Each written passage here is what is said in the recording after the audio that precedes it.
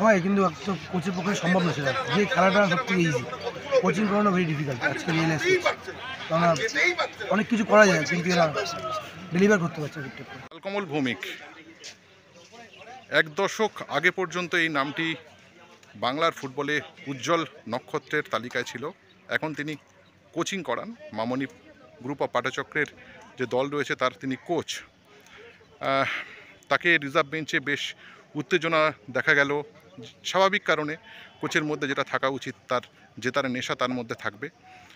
এবং টান টান উত্তেজনাপূর্ণ ম্যাচ শেষ পর্যন্ত মামনি গ্রুপ পাঠচক্র পরাজিত হলেও কোচ লালকমল ভৌমিক একসময় বাংলার একজন নক্ষত্র ছিলেন। তিনি বলে গেলেন ফুটবল খেলা অনেক সহজ কোচিংয়ের থেকে।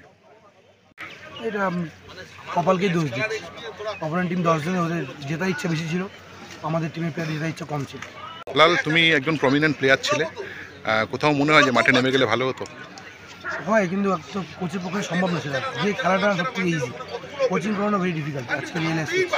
কেননা অনেক কিছু করা যায় কিন্তু এরা ডেলিভার করতে পারছে ঠিকঠাক করে। আচ্ছা, তুমি গত বছরে কোচ কাম প্লেয়ার ছিলে, এবছরে কি ফেরার কোনো চান্স আছে? না, এখনো সেরকম কোনো ইচ্ছা নেই। আচ্ছা, কিন্তু কোচিং তো এনজয় করছো নাকি একেবারে মন ভেঙে গেছে? জিতলে পরে তুমি ভালো খেললে প্লেয়াররা ভালো লাগে, এরকম সিলি মিস্টেকে গোল খেলে কিছু করার নেই।